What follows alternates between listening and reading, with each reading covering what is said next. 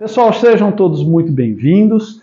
Então vamos retomar aqui o nosso estudo, o nosso bate-papo sobre a doutrina.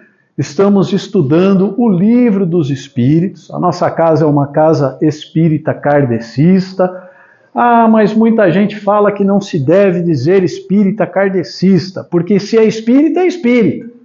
Mas, gente, as pessoas deturparam tanto as coisas espíritas que hoje as pessoas... Você é espírita de quê? De mesa branca, de esquerda ou de direita?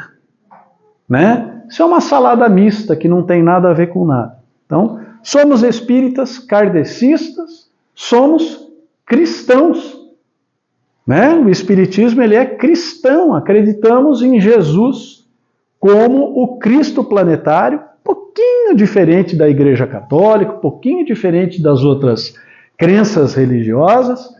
Entendemos que Jesus é um espírito puro, um espírito de muita luz, um Cristo planetário, que teve do Pai a árdua missão de criar a Terra e conduzir aqui cerca de 35 bilhões de espíritos no caminho da evolução. Né? E está fazendo isso muito bem, ainda que a gente ache que Deus perdeu a mão, que esse mundo está perdido, que Jesus já não sabe o que faz. Sabe sim, estamos muito bem. Né? Então estamos todos aí dentro desse espiritismo cristão, tá ok? E estamos estudando as obras de Allan Kardec, mais especificamente o Livro dos Espíritos, que é a primeira obra de Allan Kardec. Tá? Só para dar uma lembrada, a gente vê que sempre temos bastante gente nova, né? O Espiritismo não foi escrito por Allan Kardec. Quando nós falamos o Espiritismo kardecista, não quer dizer que Kardec criou a doutrina espírita. Kardec é o codificador. Ele, através de um processo científico, do controle da informação universal, ele apurou todas as informações passadas pelos bons espíritos, pelos espíritos de luz, através de uma falange do Espírito de Verdade, que acreditamos ser Jesus, né? E nos trouxe o Consolador prometido, que é a doutrina espírita. Então ele simplesmente organizou o que foi ditado pelos espíritos. Então o que a gente vai ver hoje aqui, as questões que a gente vai... Essas respostas são respostas dadas pelos bons espíritos, pelos espíritos de luz, os espíritos que assessoram diretamente ao Cristo planetário, a Jesus, na organização do planeta como um todo. Tá ok? Então, o nosso compromisso aqui é sempre o de falarmos exclusivamente o que está na doutrina. Vocês não vêm aqui para ouvir a opinião do Paulo. A minha opinião é minha. Vocês têm que ter a vossa. Para isso, a gente tem o compromisso de passar exclusivamente o que é doutrinário. O que é que dizem os bons espíritos. Talvez ilustrando com uma historinha aqui, uma historinha ali, né? Mas esse é o nosso compromisso. Tá ok? Então vamos lá. Então, para a gente iniciar, né, a nossa reflexão da noite, é uma frase do Chico, onde ele fala que a cura não é um processo imediato. Muita gente que procura o centro espírita quer sarar depressa. Pessoal, quando o Chico fala desse sarar, ele está falando do físico e está falando também do moral. Então, muita gente procura as casas espíritas e fala assim, vocês têm atendimento médico? Não, a nossa casa hoje não tem um atendimento médico. Então obrigado. Esquece-se e não sabe, doutrinariamente, que o primeiro a ser tratado tem que ser a alma, o perispírito. E como é que se trata a alma e o perispírito? Com a doutrina, com a educação, com o estudo. Então, muitos de nós que frequentamos um estudo de qualquer casa, vamos perceber, né, que à medida que a gente vai se aprofundando no estudo, que a gente vai compreendendo, parece que a nossa vida começa a melhorar. Parece que a nossa saúde começa a melhorar. Pessoal, isso não é troca. Isso não é uma troca. Isso é uma consequência, porque é você que está se melhorando. É você que passou a vibrar melhor e mais alto. Consequentemente, muitos dos seus problemas morais começam a se dissolver. Consequentemente, muito problema físico, médico que você tem, começa a se atenuar. Mas não é rápido. Ora, nos fala o Chico, às vezes o problema que queremos resolver se arrasta conosco há séculos.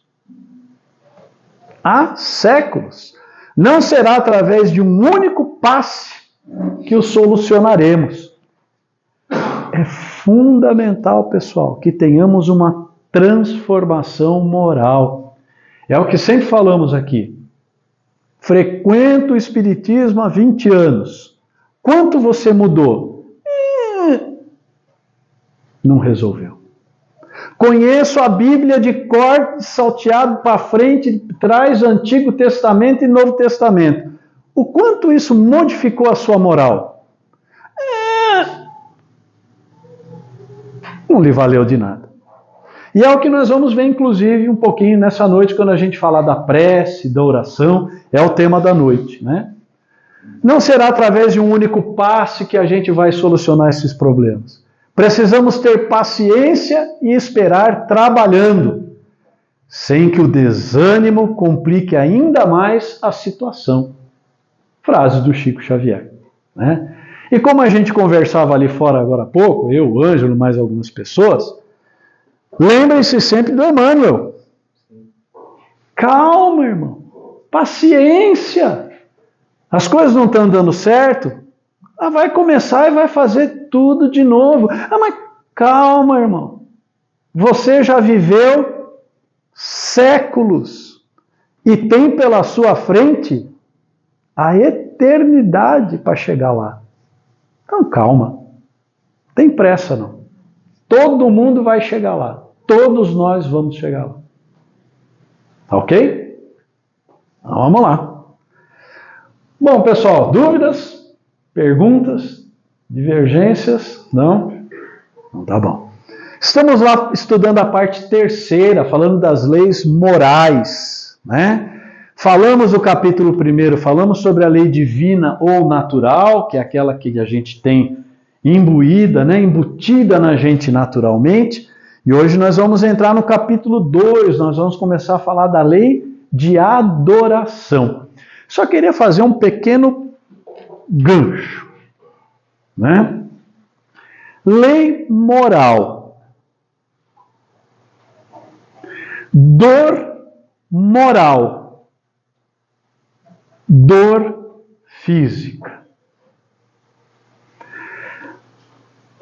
O Livro dos Espíritos, nos trabalhos de desobsessão, né, através do Livro dos Médiuns, de uma maneira geral, nos mostra a doutrina que os espíritos, quando estão na erraticidade, que é o plano espiritual, né, eles não têm corpo, eles não têm físico, não comem, não bebem, não dormem, eles são energia, eles são espíritos envoltos num perispírito. Mas que eles têm, alguns, uma coisa bastante complicada chamada dor moral. O que é uma dor moral? Uma dor moral é uma dor mental. É uma dor na consciência. Por exemplo, culpa é uma dor moral. Remorso é uma dor moral. Raiva é uma dor moral. Inveja é uma dor moral. Ciúmes é uma dor moral. E assim por diante. Ok? Então esse capítulo, que a gente está tratando das leis morais, são um antídoto para tudo isso.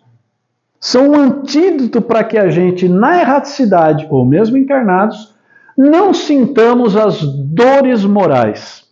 A gente está usando o termo dor por falta de uma palavra melhor, né? Mas veja qual é a diferença.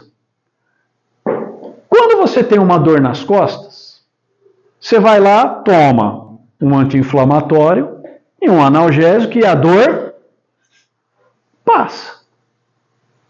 Se você fizer um tratamento durante um período, aquela inflamação vai sumir e você vai curar. E a dor moral? Como é que se cura? Quando você está muito saudoso pela perda de alguém muito querido que desencarnou, qual é o remédio que você toma? Não tem remédio.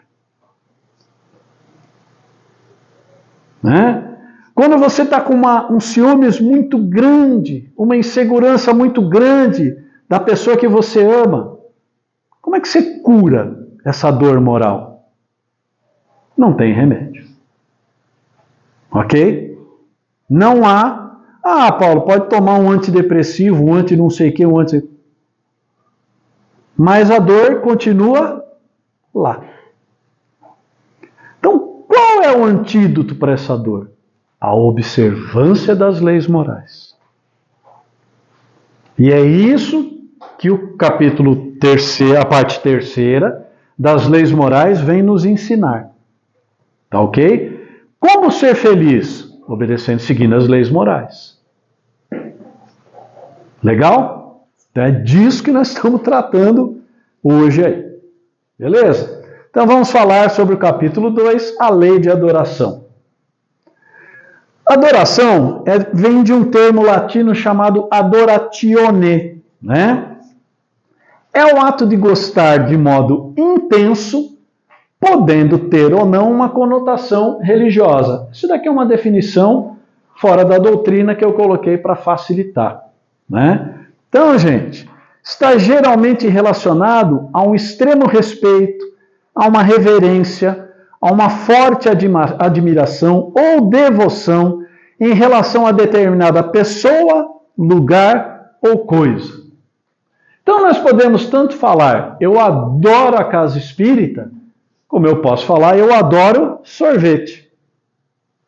Ok? São coisas diferentes, mas o sentido da palavra adoração é o mesmo. Então gosto muito, tenho muito respeito, gosto. E a lei da adoração, ela é com respeito a quem? Ao Pai. Né? Ao nosso Pai. Então vamos seguir lá. Qual é o objetivo da... e outra coisa. Quando a gente fala da adoração, qual é a primeira coisa que vem na nossa mente? Pelo menos na minha. É alguém ajoelhado, de preferência no milho, rezando uma novena. 4 terços, 232 Ave Marias, 452 mil Pai Nossos. Essa é a visão que a gente tem. Por quê? Porque nós temos uma mesma formação. Tá? Que não é uma má formação, não. Mas vamos ver uma coisa um pouquinho diferente que o Espiritismo nos traz, né? Objetivos da adoração. Em que consiste a adoração? O que é essa adoração? Na elevação do pensamento a Deus. Ponto. Ponto. Deste, pela adoração, aproxima o homem sua alma.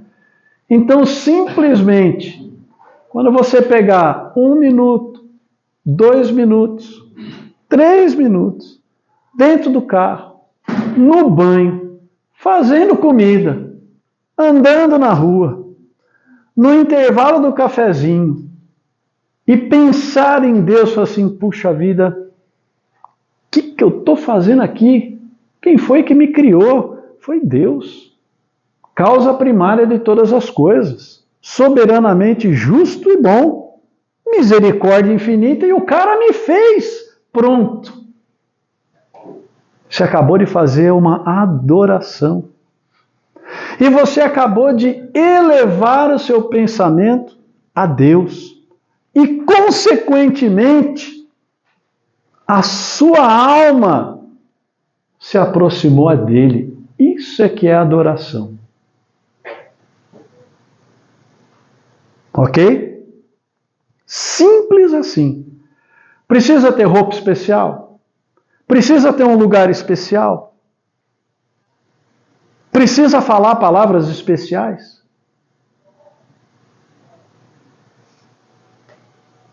Basta elevarmos o pensamento a Deus. Pensar em Deus. Ok? Origina-se esse sentido de adoração, né? De um sentimento inato ou é fruto de ensino? Então é algo que a gente tem dentro de si ou é algo que é ensinado? É um sentimento inato, como o da existência de Deus. Todos nós, todas as pessoas equilibradas, acreditam em Deus de alguma forma. Das mais variadas formas. Das mais variadas formas. Isso é um sentimento inato. Isso é natural do homem. Lembra quando a gente falou que o Kardec pergunta onde estão escritas as leis morais? Na nossa consciência. Nós sabemos o que é certo e o que é errado. Assim como nós sabemos que a gente não está aqui à toa. Que há um objetivo, que fomos criados de alguma forma, ou seja, todos nós acreditamos na existência de Deus. Né? Então é um sentimento inato, assim como da existência de Deus. A consciência da sua fraqueza leva o homem a curvar-se diante daquele que o pode proteger. Isso daqui remonta aos tempos mais longínquos do homem. Né? Quando o homem lá atrás, primeiramente, descobriu o fogo, quando caiu um raio numa árvore e aquilo pegou fogo, e os primeiros ancestrais nossos falaram, nossa, o que é esse negócio chamado fogo? Queima! Queimou um animal, comeram o animal, começaram a descobrir, aquilo para eles era algo inimaginável. Para os nossos ancestrais, qualquer um de nós poderia ter estado lá. Qualquer um de nós poderíamos ter estado nessa época lá. Entendemos que aquilo era algo divino, era alguma coisa fora do comum. Né? Oi? Os povos primitivos tinham muito essa questão de adoração a Deus. Isso. É quase automático essa questão da adoração a Deus. Eles acreditavam nos deuses deles, né? Isso. Mas adoravam do mesmo jeito. Isso. A Ângela está perguntando aqui que antigamente havia uma série de deuses. Né? Nós vamos ver um pouquinho para frente, é um subitem aqui da adoração, nós vamos falar sobre o politeísmo, né? Que é a crença em vários deuses. Mas o que era isso? Os povos lá, os humanoides, né? Nós, lá no passado, ainda sem quase nada de conhecimento espiritual, tudo que era diferente, tudo que eram forças da natureza, o que a gente fez? É um Deus.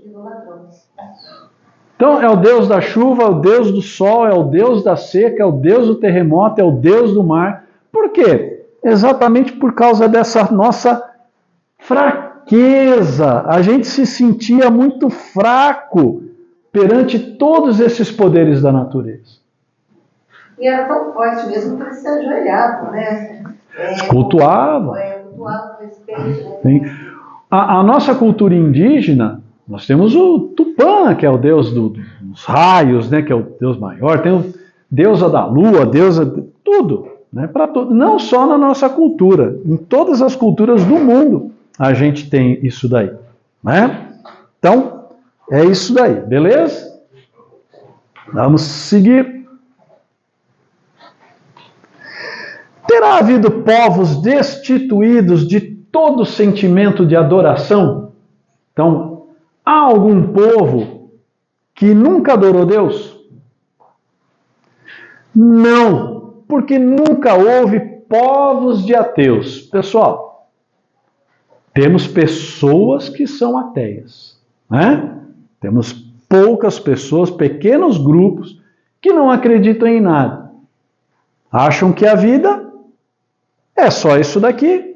Né? Vivemos do jeito que vivemos, vamos que vamos, e a hora que acabar, acabou tudo. É uma vida meio sem sentido. E leva essas pessoas a cometerem algumas atrocidades morais. Né? Por quê? Se não tem amanhã, para que eu tenho que ser bom com o meu amigo? Para que eu tenho que ajudar os outros? Então eu vou viver, eu, só olhando para o meu umbigo, da melhor forma que eu possa viver, e o resto que se dane. Isso é o que pensavam os ateus. Mas nunca houve povos de ateus. Todos compreendem que, acima de tudo, há um ente supremo. Dê o nome que você quiser dar, gente. Né? Veja que o Espírito de verdade, ele não está nomeando, ele não está falando que é Jeová, que é Muhammad, que é Alá. Ele está falando de um ente supremo. Nós já vimos na semana passada, ou retrasada, que vários outros profetas antes de Jesus prepararam o caminho de Jesus. Não é? Buda, Krishna, Confúcio, Zoroastro, tantos outros grandes espíritos evoluídos que tiveram as suas missões e trouxeram uma pequena semente do que viria a ser o cristianismo no futuro. Né? Então está tudo meio interligado. Poder-se-á considerar a lei natural como fonte originária da adoração? Então, a gente aprendeu a lei natural, aquela que nós temos embutido na gente e tal, e ele está falando que isso daí é originário da adoração. A adoração está na lei natural, pois resulta de um sentimento inato no homem. Né? Como dizia o Chico, né? Todo mundo é ateu, até o avião começar a cair. É a história dessa. Não é? E ainda tem aquele que fala assim, sou ateu graças a Deus. Né? Então tem muita gente também que é ateu por grife. Né? Porque é bacana, porque é moderno, porque é socialmente legal. Mas no fundo, no último momento de suspiro, pode ter certeza que ele vai clamar por algum ente superior que o auxilie. Né? Todos nós vamos passar por isso um dia. Por essa razão é que existe entre todos os povos, se bem que sob formas diferentes, ou seja, todos os povos têm uma forma de adoração. Todos.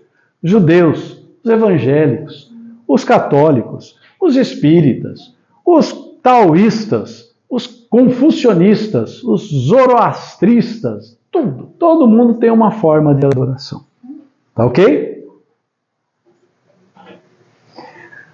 Aí ele vai perguntar sobre a adoração exterior. Ele vai perguntar sobre a adoração exterior e interior. O que quer dizer isso? A adoração exterior é aquela que a gente gosta de mostrar para os outros que a gente está adorando. Né? Então vamos lá. Precisa de manifestações exteriores à adoração? O que vocês acham? Não. Mas tem gente que acha bonito, bacana. Né? Algumas religiões, sem críticas, transformam isso inclusive numa ritualística. É uma forma da pessoa reforçar a fé dela. Mas a adoração verdadeira é do coração. Ponto. Adorar é pensar em Deus. Quando pensamos em Deus, a nossa alma se eleva. Olha que interessante. Não é Deus que abaixa. Ele nos aguarda de braços abertos. É preciso que nós subamos. Porque isso se chama progresso. Evolução. Então Deus nos espera de braços abertos. A verdadeira adoração é a do coração. Em todas as vossas ações, lembrai-vos sempre de que. Lembra que eu contei para vocês a história aqui de um irmão espiritual aqui nessa casa, que eu estava trabalhando, auxiliando a cabine, E teve um momento que sobrou um tempinho para um bate-papo, e aí falou, irmão, o que você quer perguntar? Eu falei, eu gostaria de perguntar sobre esse negócio do certo e do errado, né? O que para um é certo, para o outro não é, o que é errado para um, no outro não é. Fui com essa conversinha para cima do irmão espiritual, né? O que é o certo e o que é errado? E ele me falou o que está aqui, ó. Ele falou assim, trabalhador, você faz o seguinte, sempre que você for fazer alguma coisa na sua vida, você imagina que atrás do você, te olhando, está Jesus. Se você sentir vergonha, não faz não. É essa máxima que ele estava se referindo. Em todas as nossas ações, lembrai-vos sempre de que o Senhor tem sobre vós o seu olhar. Pessoal, não é do Espiritismo, é de Paulo de Tarso, o apóstolo Paulo, que ele fala claramente que uma multidão de espíritos nos observam constantemente. No Livro dos Espíritos, temos lá nas questões 459 e seguintes que somos e vivemos rodeados por espíritos. O termo que o Espírito de Verdade usa é que nós nos acotovelamos com espíritos aqui. E não é dentro da casa espírita, não, é na sua casa. É na sua casa. E aí eu vou fazer mais um gancho. Mas, Paulo, quem são esses espíritos? São as almas dos homens e mulheres que viveram na Terra. Mas eles são bons ou são ruins? Pergunto, você é bom ou você é ruim? Porque temos a lei da sintonia. Atraímos magneticamente para nós espíritos iguais. Espíritos de mesma sintonia. Espíritos ditos simpáticos. Simpáticos. Minha casa está um inferno. Minha casa está um inferno. A gente ouve muito isso aqui. Dá para fazer um trabalho aí? Dá. Vem aqui segunda-feira, ouve a doutrina, ouve o evangelho e começa rápido a se melhorar, a se modificar. Porque também vou dar uma notícia ruim para aqueles que são espíritas e que ainda não aprenderam isso. Não se expulsam espíritos infelizes. Espíritos não são expulsos de nenhum lugar. Eles têm livre-arbítrio. Eles vão aonde eles querem e onde sentem-se bem. Então, se você tem atraído espíritos maus, perversos ou imperfeitos, fica aqui a dica. Evangelho no lar e melhora a moral. Por quê? Aí vou contar o segredo para vocês. Quando nos melhoramos, quando fazemos o evangelho do lar na nossa casa, acendemos uma luz de vibração. E bons espíritos vêm nos assistir, vêm nos auxiliar. E começam então a sintonizar conosco. Ah, que bom! Paulão, ainda não resolveu o problema do perverso. O espírito infeliz, perverso ou não, perturbado, sentindo a presença desse bom espírito, das duas uma.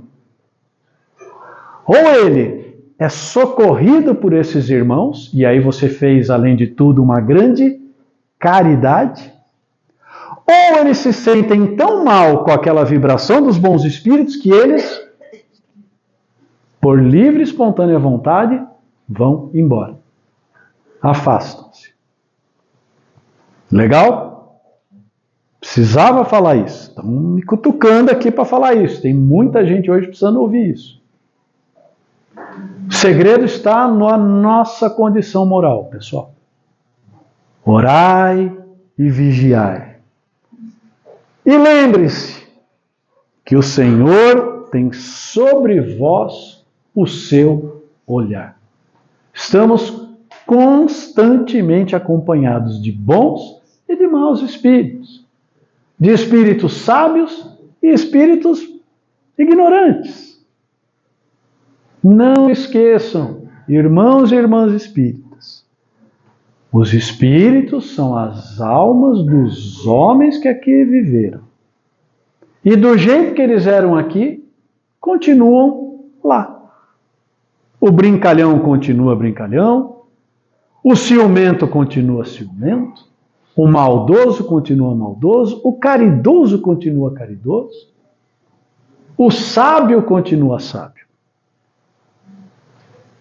Legal? Então vamos seguindo.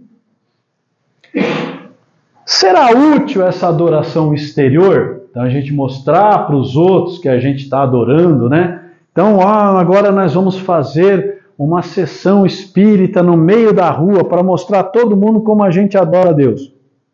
Espiritismo, primeiro, pessoal, aviso aos navegantes, Espiritismo não tem culto. Nós não temos ritual. Ai, que roupa que você... Roupa branca. Não temos roupa. Mas será que eu, Paulo, se eu começar a botar uma bata branca, eu vou desvirtuar a doutrina? Não é nada disso é necessário.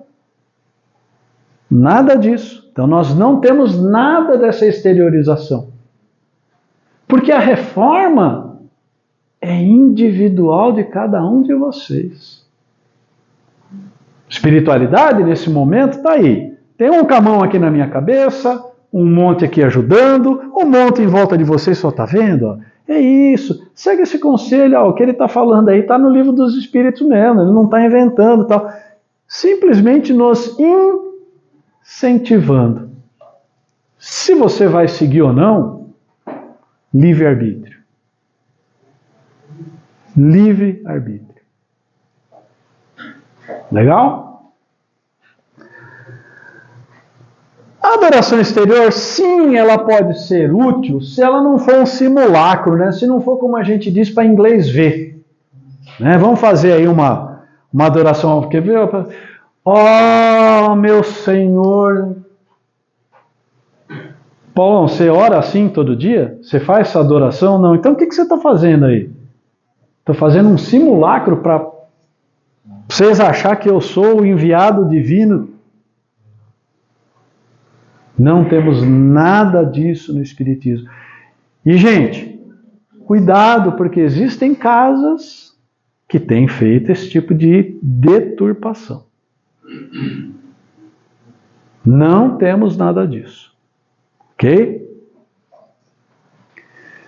É sempre útil dar um bom exemplo. Então, enquanto a nossa simulação, a nossa adoração exterior for para mostrar às crianças como é que a gente faz, mostrar aos filhos como é que a gente faz, mostrar a pessoas que nunca vieram aqui como é que a gente faz, está valendo.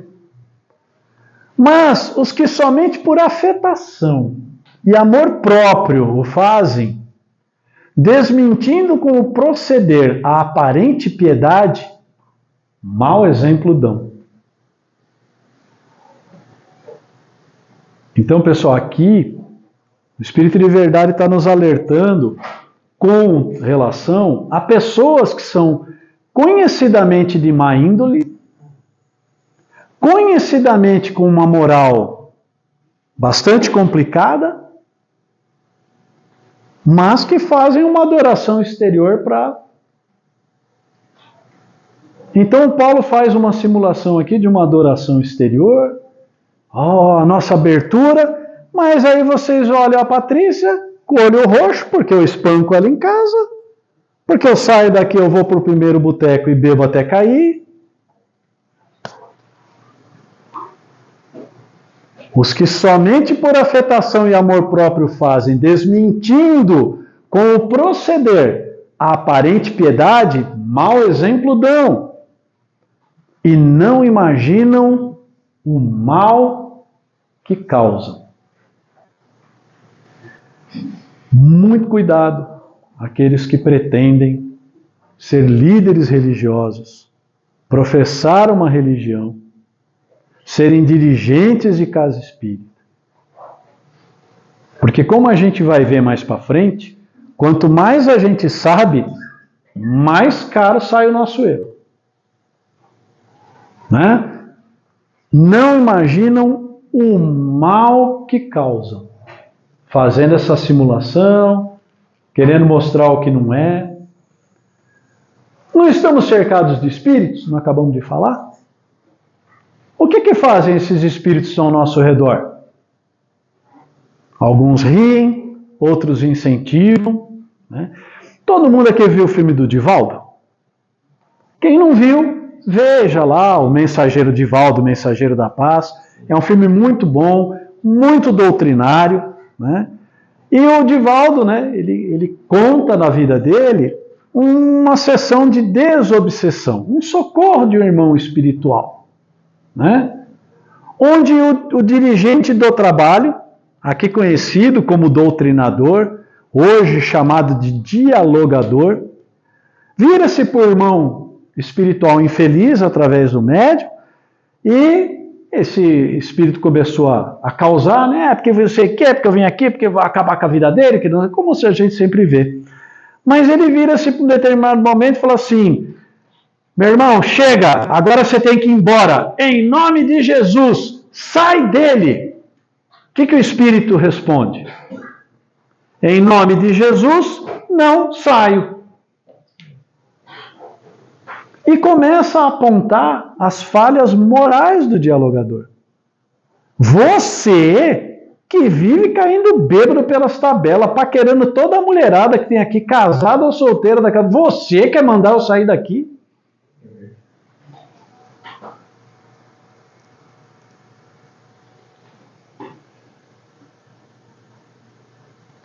Muito cuidado. Muitos de nós podemos ter nos afastado de uma primeira religião por causa de coisas como essas. Muitos de nós. Né? Vamos lá. Até aí tá tudo bem? É a noite de pegar no pé, né? Mas é o Espírito de verdade, pessoal. O que eu posso fazer? É eles que estão falando. Oi? Vamos falar. Fala, Humberto. No filme, se for o mesmo que eu tô vendo, tem um momento que uma pessoa fala: vem comigo por amor. Ah, E então. vai. Quem é que consegue? Não foi? Foi uma senhora de... Eu vou dar spoiler, né? Só esperando. Que depois ela dá o livro dos espíritos dela para o Divaldo, Exatamente. né? E aí depois o Divaldo, e ela com muito amor, falou: meu irmão, Isso mesmo. nós estamos aqui. Aí ele falou assim: faz muito tempo que ninguém me chama de irmão. Porque até então era, você é obsessor, você sai daqui, você sai... Gente, espírito não sai de lugar nenhum. É no amor. É o amor. E ela: meu irmão, estamos aqui por você, tal. Mais pra frente, o que o Divaldo descobre? Ela não sabia ler. Que ela não sabia ler. Ela era analfabeta, por isso que ela deu o livro dos espíritos dela para o Divaldo. Precisa ter cultura? Só precisa ter amor. Elevar o pensamento a Deus. Até porque também, pessoal, noite das dicas, né? Sim. Médiuns, passistas, né? Médiuns magnetizadores, médiuns de psicofonia. Nós não fazemos nada. Quem faz é a espiritualidade. Eu sou um médium de cura. Não é, não. Você é só o fio.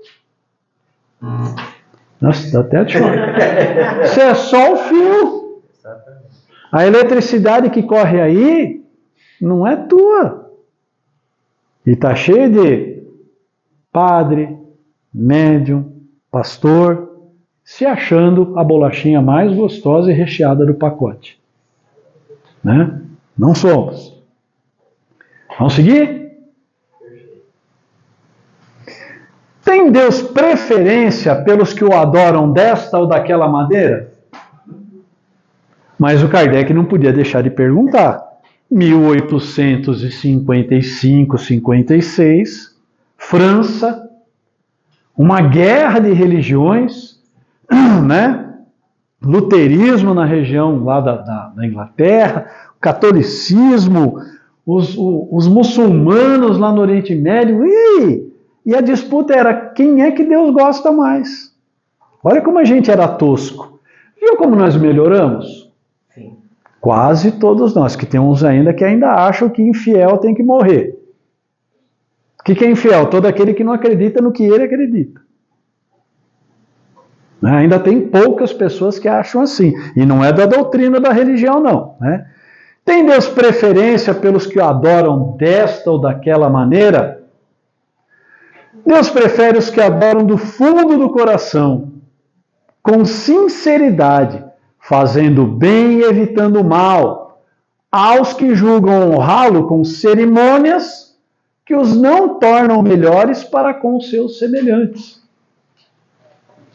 Vocês estão vendo como o Espírito de Verdade, ele é genérico? De que religião que ele está falando? De nenhuma. Nem do Espiritismo.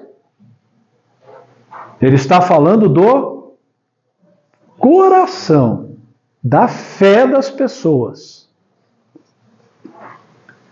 Todos os homens são irmãos e filhos de Deus. Olha que bonito isso aqui. Ele atrai a si, ele quem? Deus. Ele atrai a si todos os que lhe obedecem às leis. Que leis, pessoal? As leis morais. Essas que nós estamos estudando, estamos iniciando o estudo.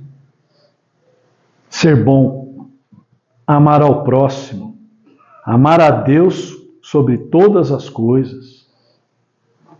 Lei da simpatia, lei do trabalho, lei do progresso.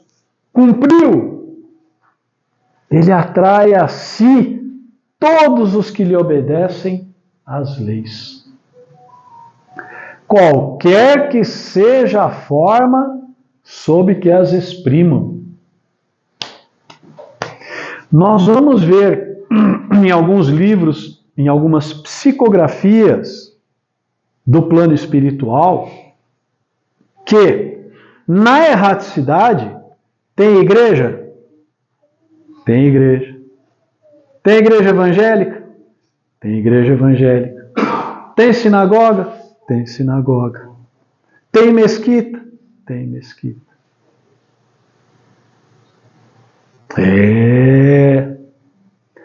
Porque nós vamos fazer aqui uma breve. Cuidado. Quando a gente, quem assistiu Nosso Lar? Quase ninguém. Nosso Lar, assistam Nosso Lar. Nosso Lar é uma visão cinematográfica do livro de André Luiz. Ok? Tá joia? Tá joia. Lembrem-se que Nosso Lar é uma colônia espiritual de tratamento para espíritos ainda em transição. Muitos ainda em perturbação. Então, em Nosso Lar, espíritos ainda jantam a sopinha, tiram uma sonequinha. O André Luiz nos conta que um dos sonos que ele teve em Nosso Lar, ele lembra que no sonho ele foi visitar a mãe dele no plano espiritual superior. Ele narra isso. Dormindo. Espírito dorme? Não dorme. Então são estágios de perturbação. Ok? Logo que nessas perturbações, espíritos ainda necessitados de algumas coisas ligadas à matéria, têm o livre-arbítrio para isso. Faz mal? Não faz mal. Vai ser assim a eternidade inteira? Não. À medida que ele vai se desmaterializando, ele começa a ver que não existe a religião A ou a religião B.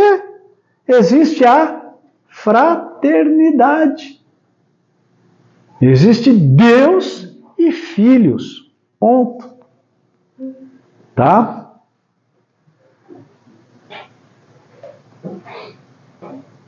É hipócrita aquele cuja piedade se cifra nos atos exteriores, né? Mau exemplo dá todo aquele cuja adoração é afetada e contradiz o seu procedimento. Né? Declaro-vos que somente nos lábios e não na alma tem religião aquele que professa adorar o Cristo, mas que é orgulhoso, invejoso e cioso, duro e implacável para com outrem, ou ambicioso dos bens deste mundo. Se você adora o Cristo e a mensagem do Evangelho, tente ser como ele. Então ele está falando que há uma hipocrisia. Né? Opa! Deus que tudo vê, dirá: o que conhece a verdade é 100 vezes mais culpado do mal que faz do que o selvagem e ignorante que vive no deserto. Lembra que a gente já viu isso lá atrás, naquela questão do bem e do mal? Quanto mais a gente sabe da doutrina, quanto mais a gente conhece da moral do Cristo, mais pesado é o nosso erro. Paulo, então acho que eu vou parar de estudar, não quero saber de mais nada. Mas aí não adianta, sabe por quê? Tu estaciona. E a gente não quer estacionar. A gente quer ir para a felicidade. A gente quer ir para o abraço do Cristo. Né? E como tal será tratado no dia da justiça. Se um cego a passar por vós derruba-o, perdoá-lo-eis. Se for um homem que enxerga perfeitamente bem, queixar-vos-eis, e com razão.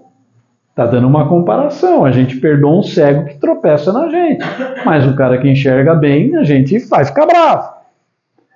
Não pergunteis, pois, se alguma forma de adoração há que mais convenha, porque equivaleria a perguntardes se mais agrada a Deus ser adorado num idioma do que no outro.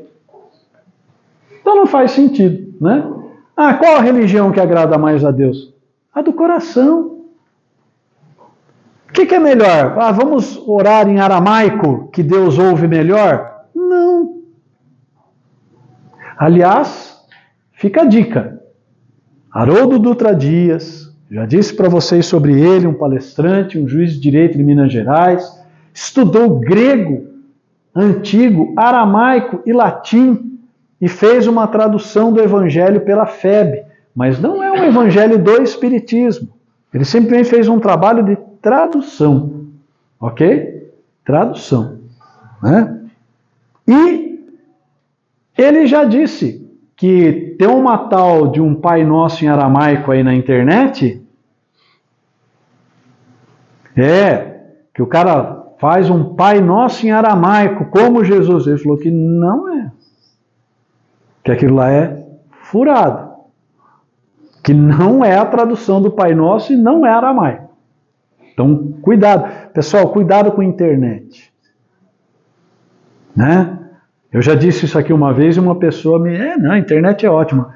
A internet é ótima desde que você saiba a fonte, né? Desde que você garimpe muito bem garimpada a informação. Porque qualquer um bota qualquer informação na internet. Né? Inclusive tem um livro dos espíritos politicamente correto que foi editado aí. Acho que eu já comentei com vocês. Né? Porque o Kardec era racista.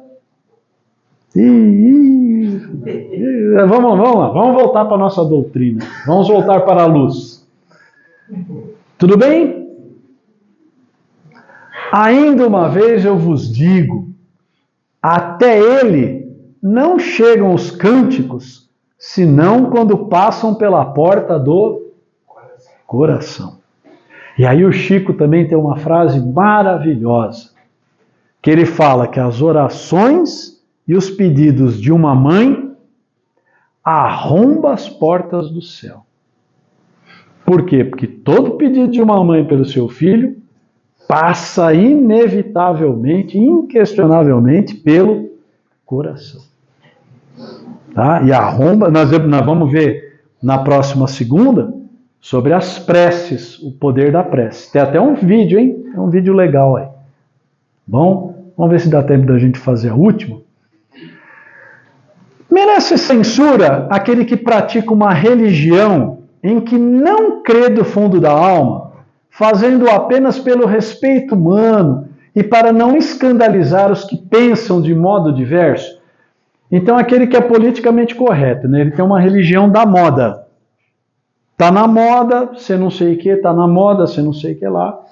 E aí ele é porque todo mundo no trabalho é, porque todo mundo no clube é, e ele é. Então a pergunta do Kardec é se ele merece censura. Esse que pratica uma religião só para inglês ver, só para mostrar para os outros. Nisto, como em muitas outras coisas, a intenção constitui a regra. Olha, acho que já é a quarta ou quinta vez no Livro dos Espíritos que o Espírito de Verdade vem nos falar que o que vale é a intenção. O que vale é o que você realmente quer. Né? Então, nisto, como em muitas outras coisas, a intenção constitui a regra. Não procede mal aquele que, assim fazendo, só tenha em vista respeitar as crenças de outrem. Eu não vou desagradar os outros, então eu não vou levantar no meio da igreja, eu vou na missa. Eu e minha esposa vamos na missa. Tem padres que fazem homilias maravilhosas, santificadas. Eu não vou levantar na missa e falar assim, então, né, mas Jesus não é esse aí que está na cruz. Para que isso? Né? Não é necessário fazer isso. Então, se você está fazendo isso para respeitar a crença dos outros, está ok. Procede melhor do que um que as ridicularize, porque então falta a caridade. É melhor você dar uma de que curte, né? Quem é que nunca recebeu o pessoal do Testemunho de Jeová em casa? Eu recebo, eu ouço, né? Eu gosto, eu converso. Pô, que bacana, né? Ótimo, para que você vai ridicularizar? A pessoa está fazendo um trabalho de caridade? Qual é a intenção que está no coração dessas pessoas que foram até a minha casa? Qual é a intenção deles? É de me levar à luz, ainda que seja a luz deles, mas eles estão me levando à luz. Eu vou tratar mal? Por quê? Não, eu sou espírita, hein? Não. Né? Aquele, porém, que a pratique por interesse e por ambição se torna desprezível aos olhos de Deus e dos homens. Então agora eu vou virar católico só para agradar o meu chefe. Né? Porque meu chefe é muito católico. Se eu falar que eu sou espírita, eu estou na água da batata. Então não fale. Mas você não precisa se converter ao catolicismo para agradar ele, né, e fazer do seu coração uma via de duas mãos. A Deus não podem agradar os que fingem humilhar-se diante dele, tão somente para granjear o aplauso dos homens. Legal? Tudo bem aí, pessoal? Vamos parando por aqui. Já estamos com o nosso tempo esgotando. Perguntas? Dúvidas? Nada de pergunta? Estou vendo que você está meio mediunizada hoje, né? É. Eu já acho que hoje foi especial. Pontos especiais. Pontuou, né? Tudo bem, então? Então, pessoal, muito obrigado pela presença de todos. E agora vamos ao nosso passe magnético.